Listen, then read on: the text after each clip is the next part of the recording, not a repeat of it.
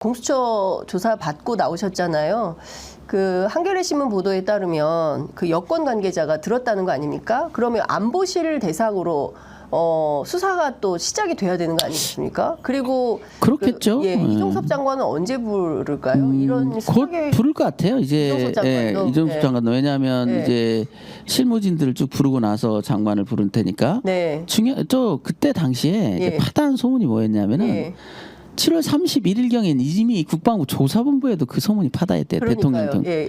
그러니까 그 사람이 지금 나오는 얘기가 뭐냐면 그 회의에 참석했던 사람이 한 곳에만 얘기한 게 아니라 여러 곳에 얘기했다는 거예요. 왜냐하면 그때 당시 그렇게 심각성을 알지도 못했던 거죠. 그러니까 안보실 회의 참석자가 여권 관계자에게만 얘기한 게 아니라 군 관계자들에게도 얘기해서 그렇죠. 알만한 사람은 알았다는 거죠. 왜냐하면 그게 그 당시에는 어마어마한 일은 아니었거든요.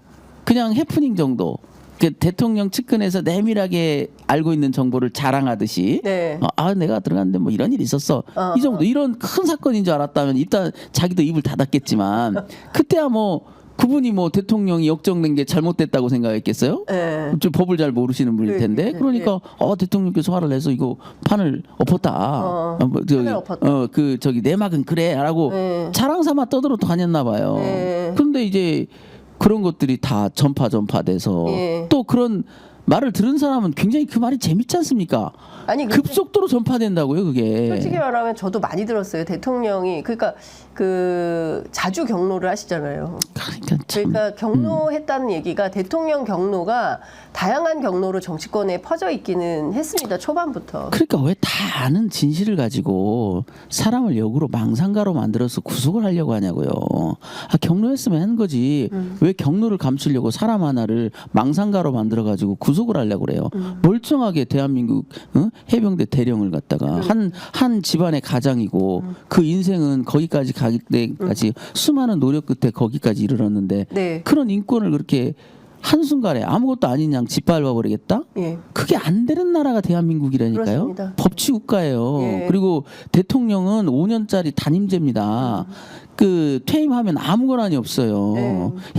현재 있는 상황에서도 법적으로는 정해진 권한만 있는 것이지 마구 아무거나 할 수 있는 나라가 아니잖아요. 어떻게 대통령의 개별 사건에 대해서 이래라 저래라 할 수 있으며 조사본부 이관하는지 말지를 왜 자기가 결정하며 어떤 개별적인 사람에 대해서 무엇으로 입건하는지를 왜 대통령이 감나라 배나라 합니까? 그런 나라가 아닙니다. 그런 나라가 아니잖아요. 대한민국은 그런 나라가 아닙니다. 누구도 함부로 할 수가 없어요. 법률에 따라서. 아니 그래서 저번에 박근혜 대통령도 그래서 그 비슷한 이유로 탄핵까지 당하셨잖아요. 그렇죠.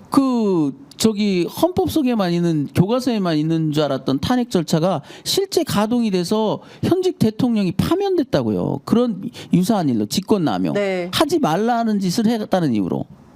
그러면 대통령이 모든 것을 할 수 있느냐? 그럼 왜 직권남용이 됩니까? 그러니까 하지 말라는 짓이 있어요.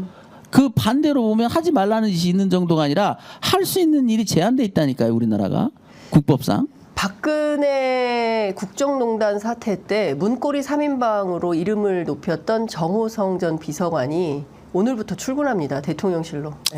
본인이 구속시켰던 사람인데 그분이 다시 출근을 시작했는데 충직함을 고려했다는 건데 그러니까 그래서 뭘 준비하는 지금 발악인데 광기고 발악이다. 이건 제가 바둑으로 치면 이미 판이 끝난 지가 언젠데 매너 있게 판을 거둘 줄도 알아야지. 그렇지 않습니까?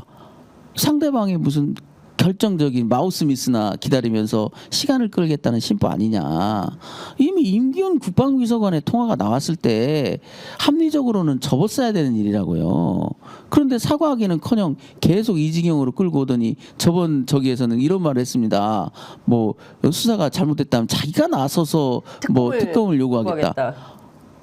거짓말이나 하지 마세요, 제발. 쓸데없는 걱정하지 말고.